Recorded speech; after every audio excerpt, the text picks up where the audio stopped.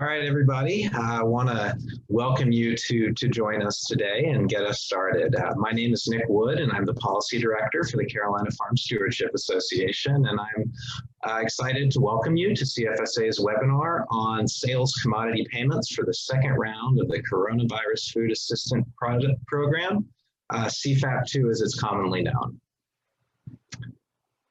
So CFSA is a farmer-driven, membership-based nonprofit that supports farming that is good for consumers, good for farmers and farm workers, and good for the land. We're glad to have you with us to be sharing this important information about COVID-19 relief with you tonight. As many of you are aware, CFAP1 left local diversified farmers behind in large part because payments were based on wholesale prices. Notably, CFAP2 adds a revenue-based payment option for eligible specialty crops, similar to the Local Farm Act introduced by Congresswoman Alma Adams. This program will take place in two parts. The first part, which we are now in, is in a webinar format and is planned to run for about an hour.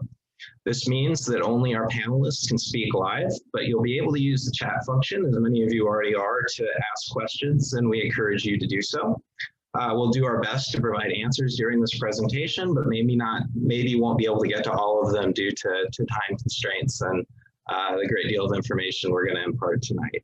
For this reason, we're going to be having an interactive question and answer session following the webinar where you can talk with panelists directly and ask your questions. This is going to be in a separate Zoom room. And towards the end, Mary Beth, who I want to note, who is our fantastic education coordinator here at CFSA, who is running the slideshow and also helping coordinate the Sustainable Agricultural Conference, will be sharing a link so that you can click on us and join us for the next session. Without further ado, I'd like to introduce our panelists for tonight, who will be, in addition to myself, we'll be hearing from Roland McReynolds, Executive Director here at CFSA, as well as Rodney Young, who is an incredible CFSA board member who has a lot of experience helping farmers with FSA programs, who's going to be here to answer your questions in the chat. And so I'm going to turn it over to Roland without further ado and let him take us away. Terrific. Thanks, Nick. And thanks everyone for being here. Appreciate your taking the time. And I hope that we can provide you some useful information here. And Mary Beth, if we can move down to the next slide. With starting this off with some very important information, and that is this legal disclaimer, which you'll see here on the screen as well.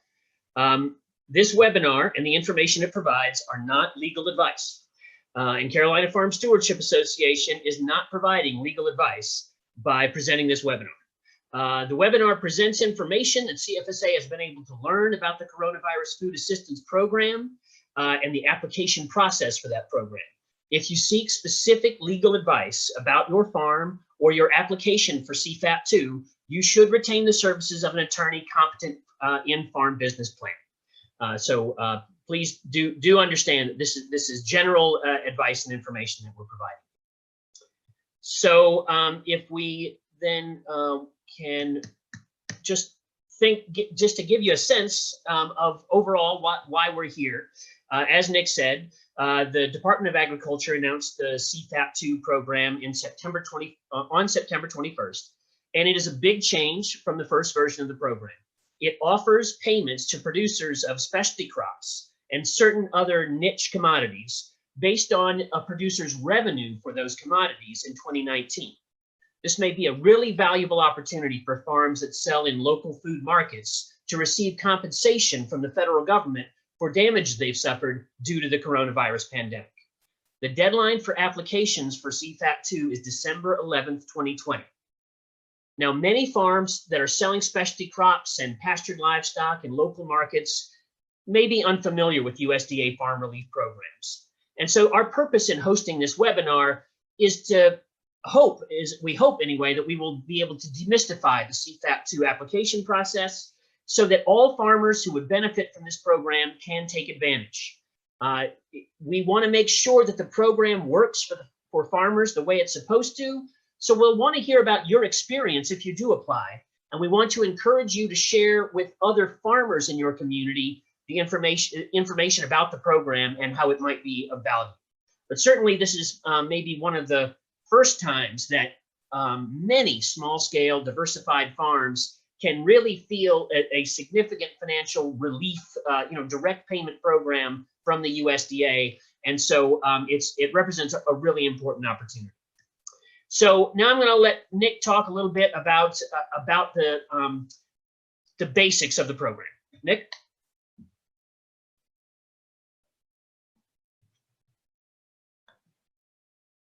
You're still on mute. You think I would have learned this one by now. Thank you, Roland, for the assist. So what is CFAP2, the Sales Commodity Payment Program? You got to have fun with this. So as stated above, this is a program that offers payments to producers based on 2019 revenue for specialty crops and certain over niche commodities. To find out what those are, we've actually got on this slide a link that we can share on CFSA's site where you can look through and see what all the eligible crops are. This also just want to highlight the CFAP2 website, which those of you who choose to apply for this are going to be looking at a lot. It's farmers.gov/CFAP. So commodities eligible for revenue-based payments are called sales commodities under CFAP2. The websites, again, and links will provide you with additional information as you begin to explore this process. But the bottom line is that 2019 sales of fruits, vegetables, flowers, nursery crops, herbs, aquaculture, mushrooms, honey, maple syrup, Christmas trees, tobacco, and certain non-traditional livestock raised for food, fiber, or feathers can all be counted for purposes of calculating your CFAP payment. And again, you can check out those links to find out what exact crops those are. I will say it's a bit more complicated with livestock.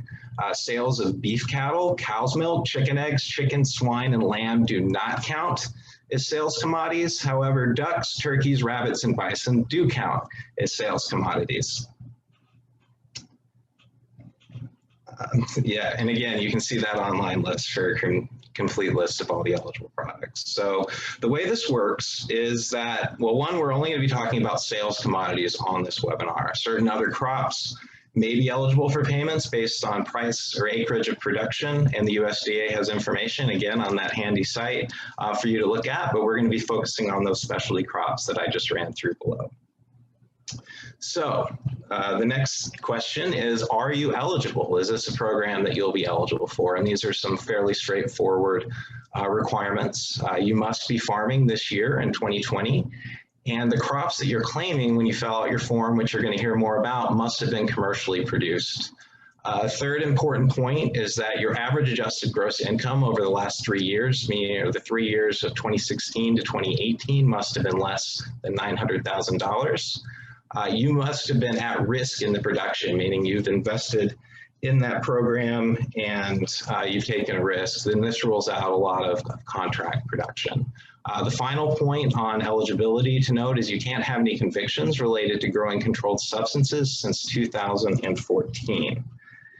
And so the next step, we're going to have to do a quick switcheroo, and I'm going to have to share my screen, and Mary Beth is not, and I'm going to show you this handy payment calculator, which I hope everybody can see. And so again, this will be got by going to the site, and I'm just going to enter a few example numbers in so you can see how it works. And so you'll notice one of the things to note is there are various tiers described as range 1, range 2, range 3, and this is because different amounts of your income are going to be multiplied by a payment factor of a different rate. So those of you, the first $50,000 will be paid back at a higher rate than the next 50 and so on. So I'm going to show a couple of examples just so you can see how easy it is. And so the first I'm going to use is a farm with $25,000 in income. And so you'll see this is under the 50,000 or the 49,999. And so it's going to make a calculation based on 10.6%. And you'll see right here in this handy pink box, it has added in what that will be. Let's say you have another 2,000 in Nick, crops. Yes. I'm sorry, the screen, we're not seeing the spreadsheet. So, share. Are we seeing it now? Yes. All right, see, fun thing. So I will just go very quickly through what I just said. So basically, you can see there's different tiers based on the amount of income. So you're going to be getting a little more for the first 50,000 than you are going to get for each successive tier. So what I've done, and we'll just enter a couple of examples, is enter in some income. So you can see here we've got $25,000 for crops, as well as another $2,000 for nursery and floriculture costs. And so that's going to add up to $27,000. And you'll see that the calculation goes up here for what your estimated CFAP payment will be, and you'll see it right here. As I mentioned, there's different tiers. And so if you are making a different amount of money, let's get rid of this extra $2,000 here. And let's say you make $75,000 that you're going to be putting down for your estimated payment. Here you'll see the first $49,999 have been replicated by the 10.6 cost factor, and then the next $25,000 is then replicated by that 9.9%. Just to show you one more number, I'll put you in the next range. And you can see it adds it up based on the payment factor for each level of that. So it's a calculator, it's meant to be handy. Hopefully you will be able to check that out and start figuring out what you may be eligible for. So I am going to stop sharing my screen. And this is where you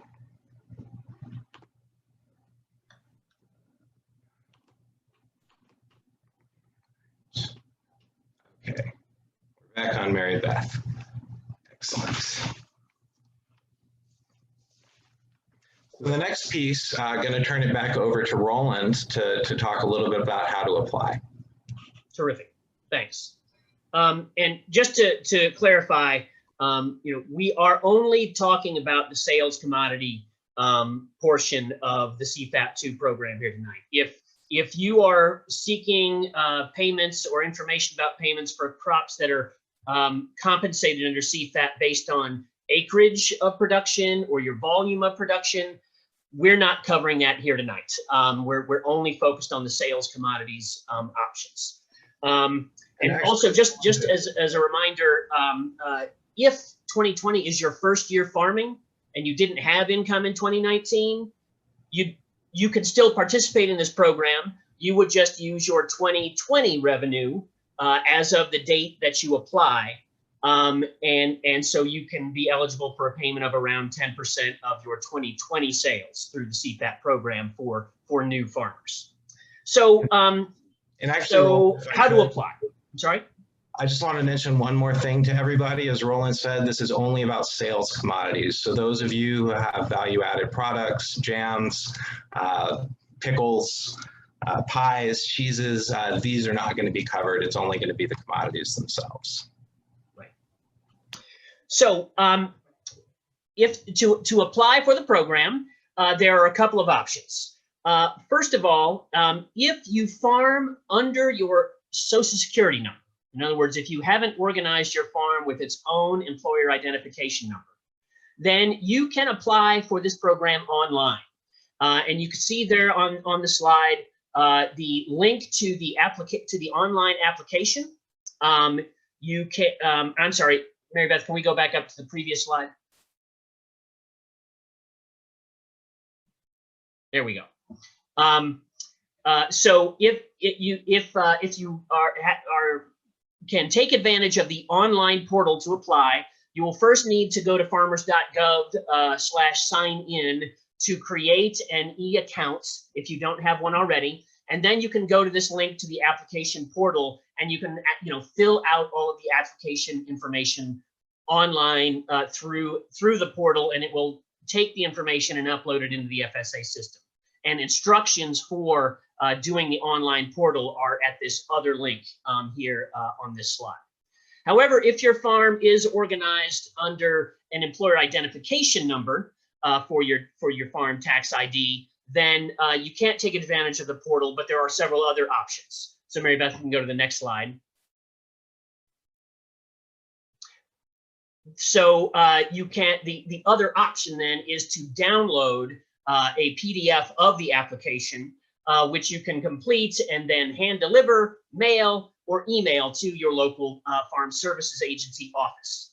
We have links here for that downloadable PDF form, as well as the instructions for the form, as well as the USDA's Office Finder for your local FSA office. Again, you'll hear repeatedly throughout this program the importance of being in contact with your county FSA office throughout this process. They are an essential resource. They are the ones who will be reviewing your application, and so using this this FSA locator website to identify who that county office is, and then putting that phone number and email address on a sticky note or whatever you do to keep things handy is going to be really critical. Note that if you want to go in person to your FSA office to handle anything related to your application or turn it in, you will need to make an appointment due to COVID restrictions and policies right now. Okay, so now we're going to do a screen share of this PDF form, the AD 3117. And we're going to just kind of walk through that documents. If you'll bear with us.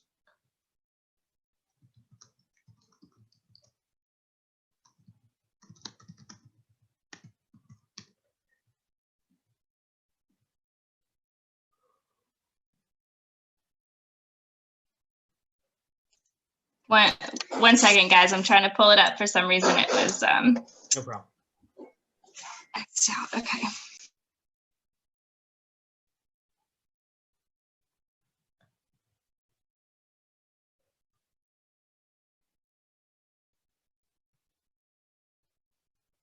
Sorry for the technical difficulties here, folks.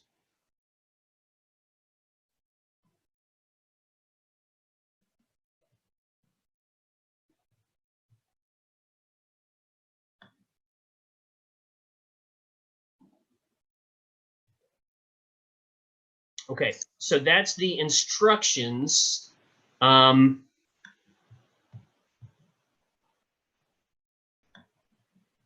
the form itself is what we want to look at.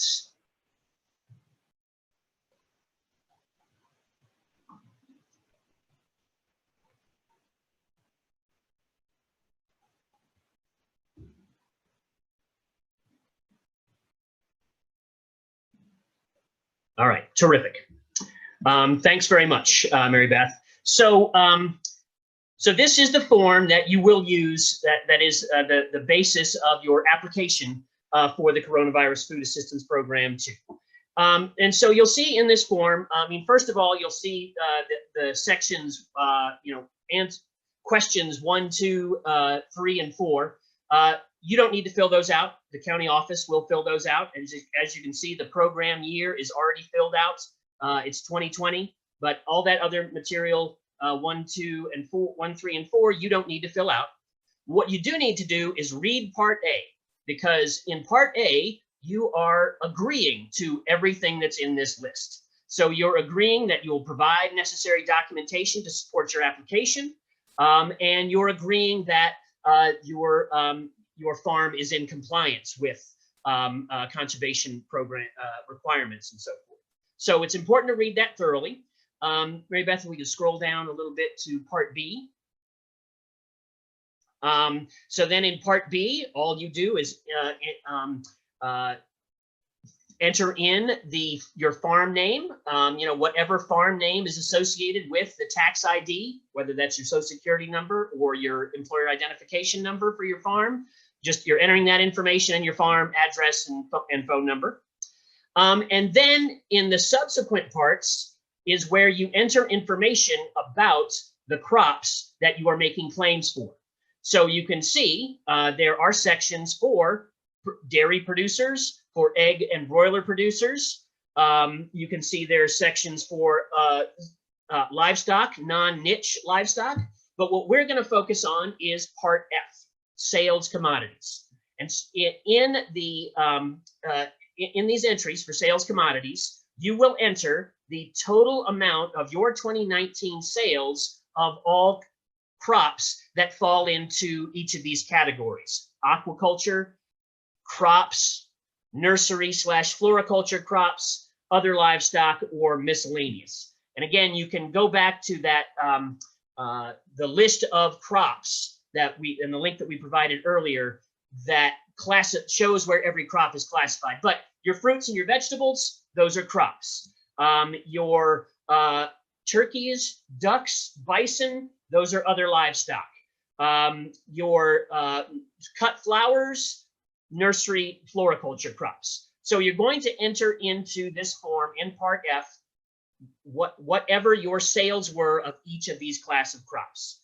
And then we're not talking about any acreage-based crops, and basically that's the only information, sales commodities information is needed here in Part F. And then finally in Part, I believe it's H, you will actually sign the document. I'm sorry, we're going to skip Part H. If you're a really big farm, if you think you're going to get more than $250,000 for CFAP, then Part H applies to you. But we're going to assume that most producers who we're working with are not in that boat. But you will sign Part I, and that is where you acknowledge that you are being truthful, providing truthful information, and are agreeing to everything in Part A. So again, you're going to want to sign this form, and we're assuming that you don't have a representative who is signing it for you. So you probably don't need to fill out 28B, and then you'll do the date in 28C. So that's the form, and you can see it's pretty simple. In this form, at least, it's just asking for your numbers for these crops. So this form is your application. You submit this form. You can again submit it either by email or you can hand deliver it. But make sure when you turn it in that you obtain a receipt for service. If you do the online portal, if you apply via the online portal, after you hit submit, you should contact your local FSA office to verify that the application went through, and to get a receipt for service to verify that they know that you got the application. Same thing if you email it. Follow up with an email or a call to the office to request that receipt for service. If you're hand delivering it, they'll give you the receipt for service in person. So that's the basics of the application form itself, but there are other documents that have to go along with your application. And now Nick's going to talk a little bit about what those documents are and what they need to come. Nick? Thank you, Roland. We're definitely going to talk about a lot of documents and forms that you have committed to working through on that 3117. But before we go into those, I want to talk a little bit about documentation to prove sales. And so on the slide, you can see a list of various items that you may have to be able to say this is how much we did lose. So there's a number of different types of documents that you can use. Schedule F from your tax return, sales receipts, other sales documents indicating when a commodity was forward priced, ledgers of income, income statements on deposit slips, register tapes, invoices for custom harvesting, records to verify production costs, contemporary measurements, truck scale tickets, and contemporaneous diaries. It's important to note that these are all confidential with the agency when you submit them. It's also important to know actually that you don't have to submit these with these forms in this application, but there may be spot checks. So you really should be pulling to get them together because the FSA may request that information so that you can have it ready to share, and would encourage you to gather these documents as you're preparing to apply. And again, prepare as if you are going to be spot checked because you don't want to delay the processing of your application. So the next bit of this presentation is going to be about some documents that are required as part of this application process. So if you've applied for USDA programs like crop insurance, conservation programs, disaster release, then some of these forms may be familiar to you, and some may actually already be on file for your farm in 2020. So if you think you may have completed these forms already, make sure to contact your local FSA office to confirm that you don't need to submit them again with your CFAP 2 application, which again, communication with your FSA agent being very key to this. But if you haven't gone through this before, we're just going to give you a quick snapshot of what these are. And so the first three I'm going to talk about are things that you really need to do immediately upon pulling your things together to apply for this, because if they aren't submitted, they can actually delay the process of your payment, which we know folks don't want to have happen to them. So the first form that we're going to talk about is the AD 2047. It's a pretty straightforward form, and it's there to collect your basic contact information. So one thing to note about this form is that the title at the top identifies it as a change in business partner on that language, but new producers need to fill this out and submit it as well, because again, this is how they get your contact information. A second form is the SF3881, which is banking information for direct deposit. And I believe we have a screen share that we're going to share to you momentarily about that. And then the other we'll say is the 901, which covers basic info like tax ID number and all that sorts of things. But I want to go through and see if we can pull out. And so a couple things to note about this. One is if you don't want to delay in your payment, it's really important to do direct deposit. And you'll see here on this form, there's three different sections, one for the agency, one for the payee, which is you, and one for the financial institution information. And so really, all you're really going to need to do is to fill out the payee company information section and send a canceled check, which does a couple of things. It means you don't have to fill out the financial institution information, which is fantastic, and you don't have to deal with your bank. So, so the next is the that's all we need for that one.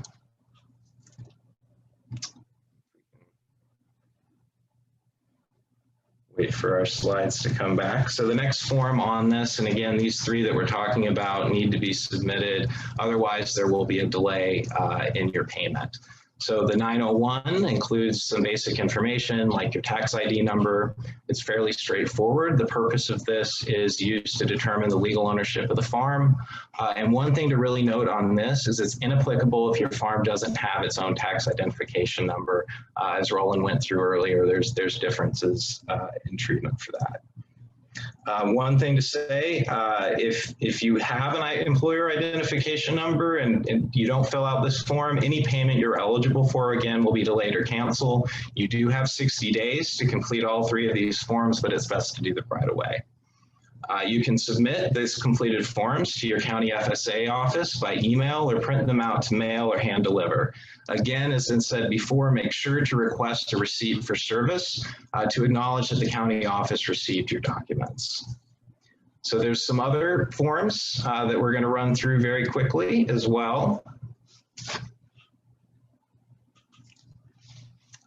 And so these next three are also required to be filed within 60 days of applying. The first is the AD 1026, which involves conservation compliance. And Roland, after I'm through with this, is going to go in depth on what that means and how to go through it. Another form is the Farm Operating Plan, which is the CCC 902. And it discloses operational information about your farm. It's really important to know that this is a complicated form and that it's best to call your FSA office to complete the form over the phone and go through it with you. The next is the CCC 941, which reflects adjusted gross income. And again, it looks at your average adjusted gross income from 2016 to 2018. And this confirms that your IRS reported average is under $900,000. So again, if these forms are not already filed, they've got to be submitted within 60 days of your application. But don't wait. Complete them ASAP to avoid the risk of problems going forward. Again, unlike the forms on the previous slide, the county office should not delay your payment just because you haven't submitted these forms yet. One more time to emphasize, the CCC 902 is a complicated form, and you should call your local FSA office for them to complete it with you. And you can also submit the 80-1026 and the CCC 941 to your county FSA office by email or print them out for mail or hand delivery. Again, make sure to request a receipt for service to acknowledge the county received your documents. So I'm going to turn it back over to Roland to talk a little bit about this 80-1026. Thanks very much, Nick. And so now we're going to screen share this form. And we're going to go through it in some detail. So, hold on a second. So to receive payment under CFAP 2, a farm has to be in compliance with certain minimum USDA standards with respect to soil conservation and farming on wetlands. Your operation needs to have an Form AD 1026 on file with FSA and a determination from the Natural Resources Conservation Service, another USDA agency, that you're in compliance with USDA conservation standards. Because this form and the issue of conservation compliance involves some bureaucracy with two different USDA agencies, we're going to spend a little bit more time on this. The discussion we're going to have of this form is going to make it sound complicated because the language is wonky. And you want to make sure to understand it and answer these questions on this form correctly. But you should also understand going into this that it's easy to achieve conservation compliance. If necessary, the Natural Resources Conservation Service office in your county will work with you to document your compliance and give you opportunities to correct any issues without jeopardizing your payments under CFAP 2. So to start off, if you are farming land that has been in ag production previously, know that there may already be a Form AD 1026 and an approved conservation plan on file for your land, even if you've never filled them out. A previous owner of the land may have submitted these documents. Contact your county office to verify if there is an AD 1026 already on file for the land you farm, and to verify if any part of your farm has been determined to be either highly erodible land or a wetland. The county office FSA office has access to a geodatabase with information on many existing farms and their conservation compliance status. So if the county office does have an AD 1026 or a conservation plan on file for your land already, make sure to obtain copies of those forms and the farm maps that they have on file. Yet, even if someone has already filed an AD 1026 on your land in the past, unless you yourself or your farm partners have previously filed that form, you have to complete a new one as part of your CFAP 2 application. The AD 1026 is used really as an initial screening tool to determine if you are farming on highly erodible land or wetlands. And if you are, then you must comply with USDA conservation standards in order to participate in CFAP 2. So we're going to look at these questions. Again, part A, basic information, name of the producer. Make sure you're using the same name and tax ID number or employer identification number as you've used on all the other forms, especially the application itself. Make sure to put in number 3, crop year 2020. Again, this program is a 2020 crop year program, so you want to have that in there in this application. And then you in section 4, if in your CCC 901 that you are submitting, you filled it out and you listed in that CCC 901 any other people who operate the farm with you, such as a spouse, you need to list those people in section 4. Those partners must also fill out an AD 1026 or your CFAP 2 application. So remember we said you need to contact your county FSA office and obtain any existing farm maps that they have for your land. We're going to go down, we're going to skip down to part B. First note, I'm sorry, I did overlook one important thing. With respect to questions 5A and B, we're not going to go over those questions here in this this webinar. Those are basically unlikely to apply to many farms. Certainly, you're going to, as you're filling this form out, you're going to want to read that carefully and make sure that those 5A and 5B don't apply to you, or if they do, to check those boxes. But the vast majority of small farms that are selling specialty crops and sales commodities, those 5A and 5B are not going to be relevant for you. So we'll move on down to part B and question 6. Again, remember, we said you need to contact your county office and get your farm maps. If they have, if they did have those maps and they turn them over to you, those maps, and if those maps show that it will list, it will identify each sort of tract of the land, and will determine if it will state if that land has been ruled to be highly erodible land previously. So again, if the maps that show the tracts that you are farming in 2020 already have a determination that this is highly erodible land, then in question 6, you should check no. But if FSA does not have maps for your farm, you need to check yes for question 6. Also remember that we said to get any conservation plans on file for your land from FSA. So let's say that FSA doesn't have a conservation plan on file for your land. If you have not conducted any clearing, dredging, draining, or excavating of that land, and you don't have knowledge of anyone else clearing, dredging, draining, or excavating that land since 1985, then you can answer no for questions 7A, 7B, and 7C. If there's no conservation plan on file, and you have done clearing, dredging, draining, or excavating of your land, then you need to answer yes on 7A and yes on 7B or 7C if either of those two apply to your farm.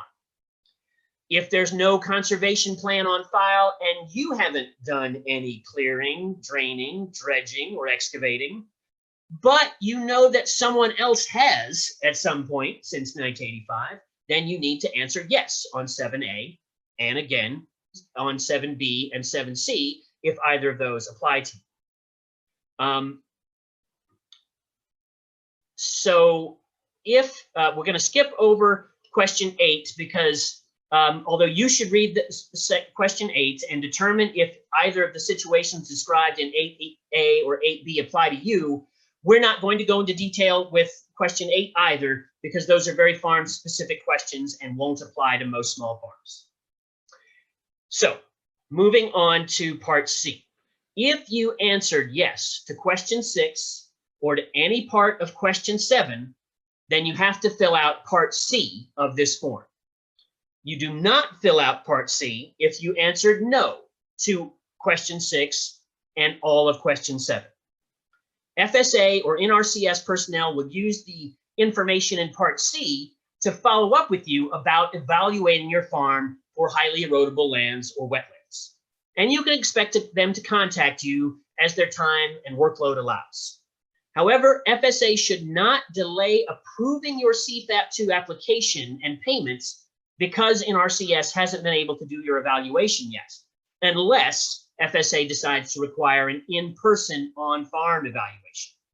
That would be grounds for delaying the processing of your application. The information you provide in Part C to questions 9B and 9C largely determines whether FSA is going to require an on-farm visit for assessing conservation compliance or not. If you know that you or anyone else has done any clearing, dredging, draining, or excavating of your land since 1985, you should describe that activity in 9B. For example, if you cleared a tract of land and removed stumps in 2019 and planted on that new land in 2020, you would explain that in 9B. Based on this scenario, where there was clearing and stumping of land, FSA would likely require that an in-person evaluation of conservation compliance on your farm take place. But if you don't have any actual information that these activities have happened previously on your land since 1985, you can just use question 9B to describe how you used the land in 2019. So if you grew crops, specialty crops, fruits and vegetables, that's what you would state in 9B, and you would state that this is your 2019 growing season activities. Then in 9C, you're going to describe the crops that you raised on the land in 2020. And you know, again, since that's current, you know, it's asking you for the current land use. So you're describing what crops or livestock you've raised on your farm. In most cases of small farms that raise produce, flowers, pastured livestock, and other sales commodities besides tobacco, FSA recognizes that those farming activities have a low environmental impact.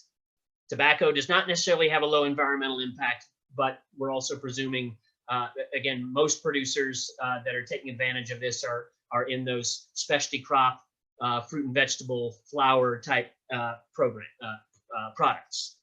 So if 9B and 9C show that those low impact crops, pasture for livestock, flowers, produce, is what was raised on the land in 2019 and 2020, then they're going to have confidence that you're not going to require an in-person evaluation from NRCS.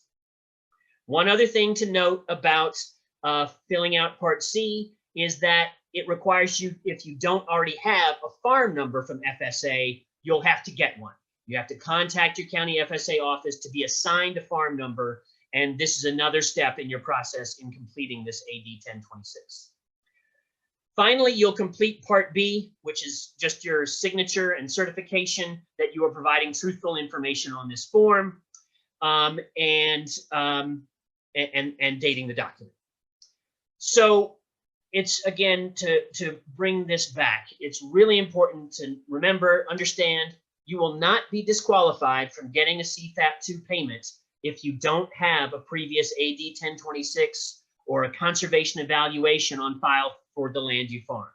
The local FSA is required to accept your AD 1026 as self-certification that you're in compliance, even if an NRCS review is still needed.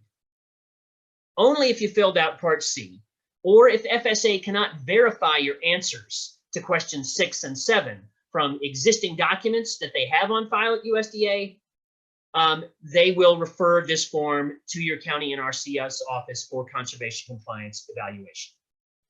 Or only if you filled it out, or if they can't verify, will they refer your farm to NRCS for conservation compliance evaluation.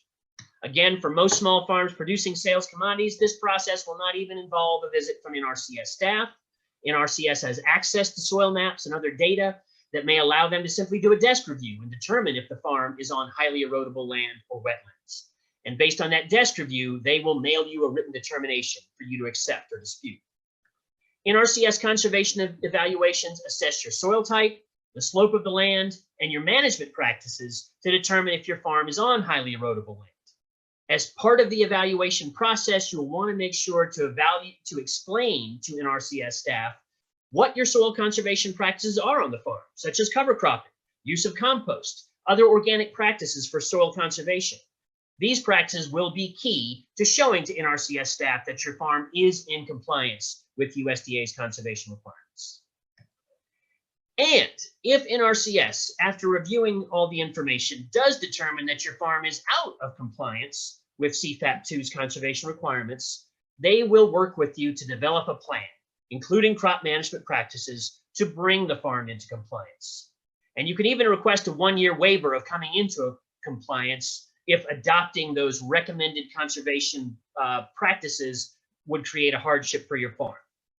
So the bottom line is that if you don't get that waiver and you don't agree to implement NRCS recommendations, you will have to refund any payment that you've received through CFAP with interest and possibly suffer other penalties. So it definitely pays to get on board with their plan.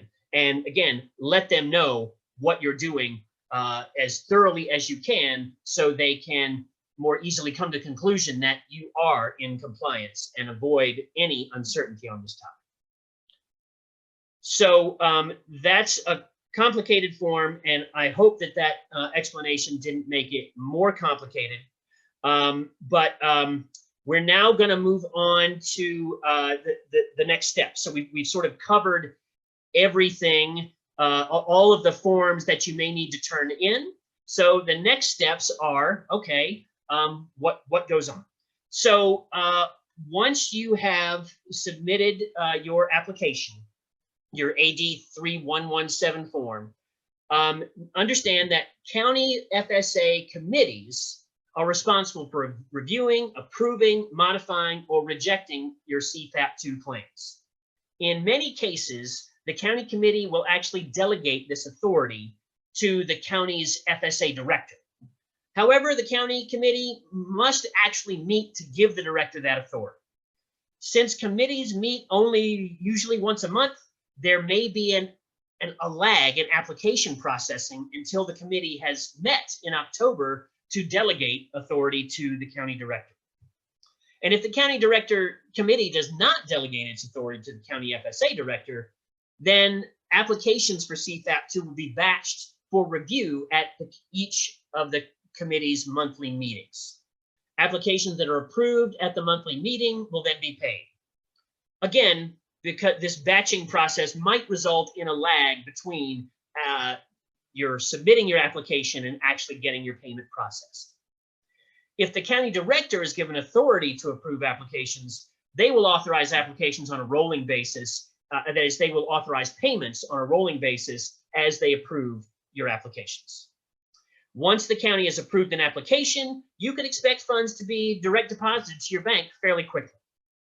So after you've submitted your AD 3117 application, contact your FSA office to find out if the county committee has already delegated its authority to approve CFAP applications to the county director. If not, ask what the committee's meeting schedule is going to be for approving CFAP2 applications.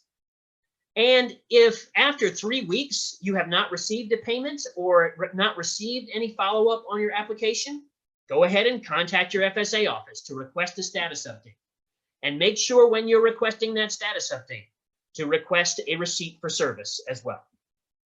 If the county FSA rejects your application or authorizes a payment of less than the amount that you claim in your application, you will have the right to an appeal. When you receive any rejection or award reduction notice, make sure to request information on the appeals process, and again, make sure to request a receipt for service related to requesting that appeals information. But if you've completed the forms and obtained the correct assistance from FSA through your process of filling out these eligibility forms and the AD 3117, in all likelihood, this process should go smoothly for you. Again, they may wish at some point to see the documentation that you have to support your sales numbers, but this process should run smoothly if you are checking all these boxes correctly. And that's the overview of the application process. And I'll turn it over to Nick. Great, thank you, Roland, and thank you everyone for joining us today. As we said at the beginning, we really want to know about what your experiences is when you apply. You can contact us at this address, policyteam@carolinafarmstewards.org. And after this webinar, we're going to be sending you a link to an online forum where you can also share this information. We'd also like to encourage you to let other direct market farmers know how to apply and share your experience with them as well. And remember, the deadline for applications is December 11th, 2020, but we want to encourage you not to wait until then to file your application. There have already been over 5,000 claims approved in North Carolina worth $96 million, and you've actually authorized only $14 billion for CFAP 2 nationwide. As is said before, for more information, you can visit the USDA webpage at farmers.gov/CFAP. And there's also a hotline number, 2 hotline numbers actually we can refer to you. One is RAFI USA, which is an excellent organization that is working hard to help people with these applications, and they can be reached at 866-586-6746. And there's also a hotline that the USDA has for those of you who need to go through it more with them. That number is 877-508-8364, and would encourage you to contact either of those if you would like further assistance. And the first thing, of course, as has been said, is to talk to your local county FSA office. And so, as we said at the outset, we're going to have an opportunity for an interactive question and answer period. And I think Mary Beth is going to enter in that link